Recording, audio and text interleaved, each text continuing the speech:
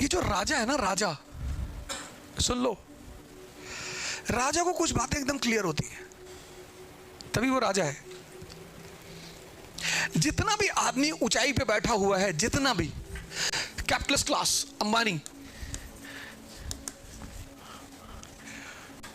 ये पता है ऊंचाई पे क्यों है?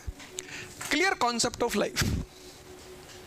सीसी का मतलब सिर्फ कैपिटलिस्ट क्लास नहीं है, क्लियर कॉन्सेप्ट। कॉन्सेप्ट क्लियर है, पैसा कमाना है, कैसे? चाहे जैसे। खत्म होगी बात। कॉन्सेप्ट क्लियर है, पैसा कमाना है, कोई डाउट नहीं, कोई डिलेमा नहीं। फिर एक है middle class, mixed concept, mixed. Non veg खाते हो? अंडा खाते हैं भैया। शराब पीते हो? कभी कभी होली होली में पी लेते हैं। तुम्हारी गर्लफ्रेंड है? प्यार करते हो उसे? नहीं, हम वो शुद्ध प्रेम करते हैं। शुद्ध मतलब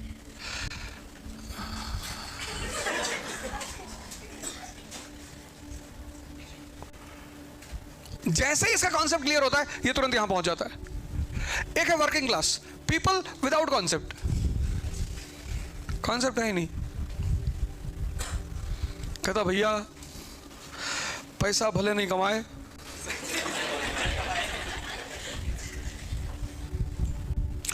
इज्जत बहुत कमाए हैं।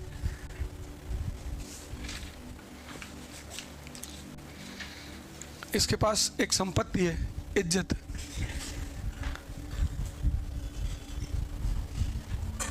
जिसकी कोई कीमत ही नहीं, कोई खरीदार ही नहीं उसका। ये जो यहां बैठा, राजशाही का मतलब क्या? समझ। इन दोनों में जो मूलभूत फर्क है, फंडामेंटल, इसकी समझ लेवल बहुत हाई है, अंडरस्टैंडिंग लेवल। इसका इमोशनल लेवल बहुत हाई है। दोनों का हाई है एक चीज। इसका समझ लेवल बहुत हाई है, बहुत हाई। इसका इमोशनल लेवल बहुत हाई है। और ये 2% है, ये 98 है। इसको पता है, इसको इमोशनल कर दो बस। जवानों के पास भावना होती है, ताकत होती है। बुढ़ों के पास दिमाग होता है।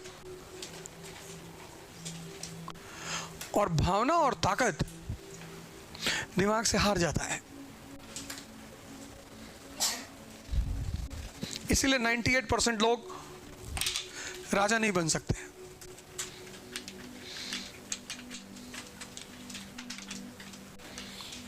कल रणवीर ने कहा कि राजा बनने की क्वालिटी किसमें, कैसे डेवलप करें? मैंने कहा डेवलप क्या करना है? महाभारत देखो।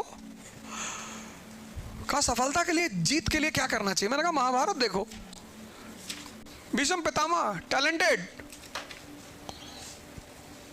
But half hearted.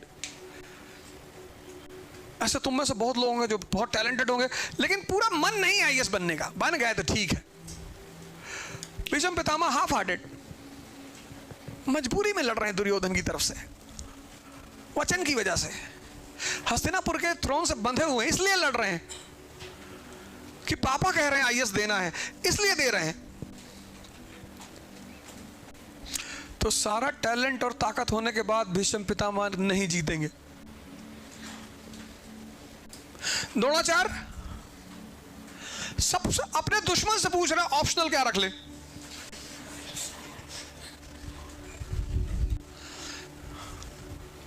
द्रोणाचार्य अपने दुश्मन से पूछ रहा है, दुश्मन से, कि भैया ऑप्शनल क्या रख ले। वो समझ गया कि इसको ऐसा ऑप्शनल बता दो कि खत्म हो जाए। कर्ण शल्य के रूम पार्टनर हैं, शल्य उनका चैरिटियर है। शल्य, कर्ण जो है वो शल्य के रूम पार्टनर है। और जब भी कर्ण पढ़ने बैठता है तो शल्य उससे कहता है कि मुश्किल है, नहीं बन पाओगे। तो देख लो एक बार, देखे बनोगे नहीं। वही कर्ण को पलट के 2-3 फाइट मारना चाहिए खींच के। शल्य मतलब संदेह, डाउट। और कर्ण मतलब कान।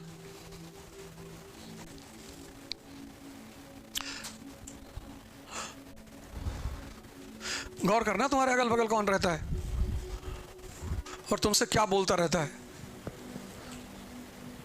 और लगातार कही गई बात दिमाग में घुस जाती है, याद रखना।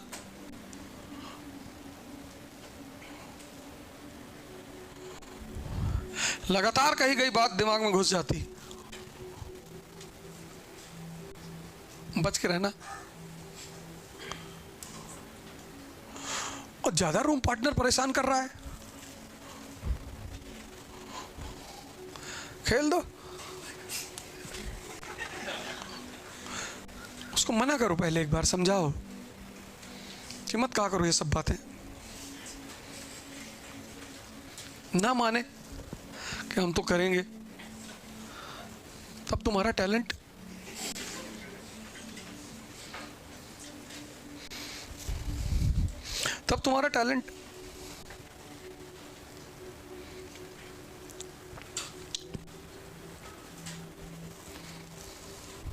हमको लोग देखते हैं, हमारे फ्रेंड्स कहते हैं अरे भैया तुम बड़ा मजा ले रहे हो, और ये है वो है। सर ऐसा कोई हफ्ता नहीं बीतता जब कोई धमकी न दे। ओ तुमने उस वाले वीडियो में ऐसा बोला है, कोई मेल कर रहा है, कोई गाली लिख रहा है, तेरे को अपन देखेगा। तुम आएगा इधर महाराष्ट्र, तेरे को देखेगा अपन।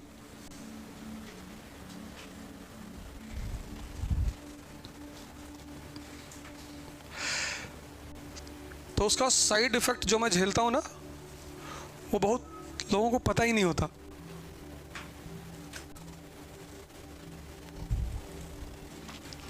एवरी डे लोगों को बस एक चीज दिखाई पड़ती है, ऐसे तुम भी एवरी डे चुनौती झेल रहे होगे।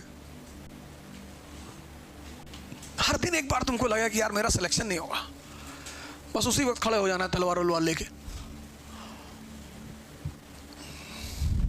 एक बढ़िया सा वो ले लो, वो जो जिसमें सामान को पैक वगैरह करते, व्हाइट कलर का होता है, फोम होता है ना, फोम होता है, फोम, हाँ, थर्मोकॉल ले लो बड़ा सा, उसको आदमी के साइज में कट कर लो, चेहरा वरा बना लो, उस पर लिख दो IAS, और जब भी तुम्हें डराए निकाल के दांत घुमा दो तुम्हें से। तो तुम 20वीं बार देखोगे कि नहीं डराएगा। अपनी साइज का ले लो थर्मोकॉल, लगा लो। सब्जी काटने वाली है ही घर में, कोई देखने ना पाए, नहीं तो घर वाले इलाज कराने लगेंगे। अरे भैया कामले साहब आप सही कह रहे थे कि ये तैयारी करने वाले थोड़ा सा खिसक जाते हैं। वो एक चैनल है ना रणबीर इलाहाबादिया, कल मेरा शो था उसके साथ मुंबई में। हा?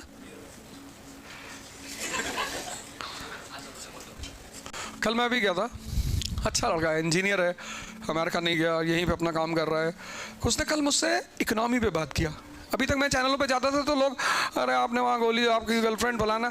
उसने कल मुझसे एजुकेशन पे बात किया, इकोनॉमी पे बात किया, पॉलिटी पे बात किया, IR पे बात किया, जियो पॉलिटिक्स पे बात किया। मुझको बोला सर आपको सब आता है? मैंने कहा मैं रट के आया हूँ। नहीं ऐसे कैसे रट सकते हो सर, यही चीज तो मैं तुमसे कह रहा हूं।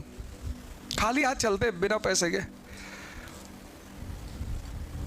अपने जेब में पैसा नहीं रखते, अपने साथ फैजल जैसे लोगों को रखते हैं।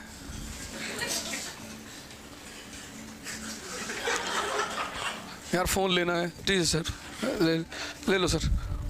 अभी बेचारे फोन दिलाए हमको, iPhone 14 Pro, अच्छे आदमी। मैंने कहा चलो 2 दिन और पढ़ा देंगे। कलम से रणवीर ने एक क्वेश्चन पूछा, मुझे आंसर नहीं पता था। मैंने उससे कहा यार मुझे आंसर नहीं पता है। उसने कहा सर कैमरे पे बोल रहे हैं? हमने कहा हाँ नहीं पता, मैं कोई सर्वज्ञानी हूं, मैं नहीं पता। पता कर लेंगे जाके। कागज निकाला, लिख लिया। अरे बोला थैंक यू सर। लोग तो मानने को तैयार नहीं होते कि उनको नहीं पता। अरे मैंने कहा मुझे नहीं पता। बोला आपको यहाँ आके कैसा लगा? मैंने कहा बहुत अच्छा लगा, तुम्हारा मकान बहुत अच्छा है, सी फेसिंग, वारसोवा, कब्जा करने का मन कर रहा है। कहा मेरा नहीं है सर, मैं किराए पे हूँ। मैंने कहा चलो अच्छा कोई बात नहीं। कितने का है? कहा ज्यादा का नहीं है सर, 17 करोड़ का है। वारसोवा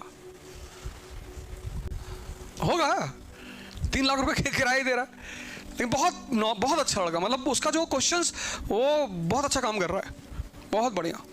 यार रीजनेबल क्वेश्चंस जो जरूरत है, जिसको यूथ को जिस चीज़ की जरूरत है, इकोनॉमी में क्या करने की जरूरत है, पॉलिटिक्स क्यों यूथ को पढ़ना चाहिए, क्यों पॉलिटिक्स में लड़कों को इंटरेस्ट लेना चाहिए, ये सब उसने क्वेश्चन पूछे।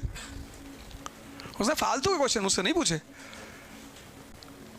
आप पान खाते हैं कि नहीं खाते हैं, आप पहले सिगरेट पीते थे कि नहीं पीते थे, भैया डिब्बा तो अभी भी रखे हैं। अच्छा,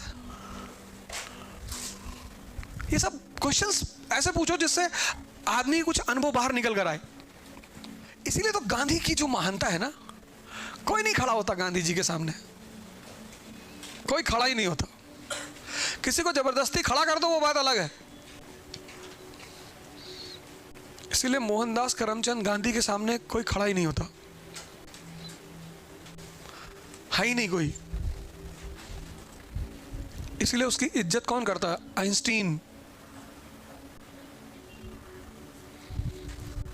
तुमको सम्मान कौन दे रहा है, ये बहुत मायने रखता है। आइंस्टीन ने किसी का नाम नहीं लिया हिंदुस्तान के किसी लीडर का, गांधी जी का लिया, क्योंकि इतनी समझ, वो भी तब जब नेशन नहीं है।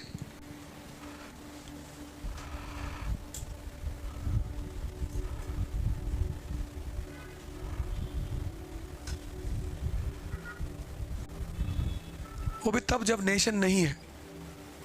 आज तो नेशन है ना। आज देखो लोग कैसे लड़ा रहे एक दूसरे को। आज तो नेशन है ना। कितनी आग पैदा हो रही है, जहर।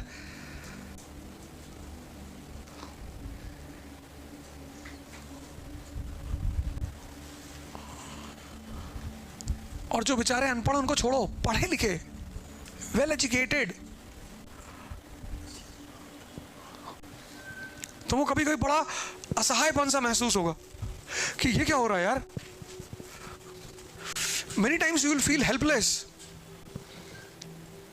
क्योंकि तुम कुछ बोलोगे मेजॉरिटी तुम्हारे खिलाफ हो जाएगी, तुम्हारे अपने लोग खिलाफ हो जाएंगे।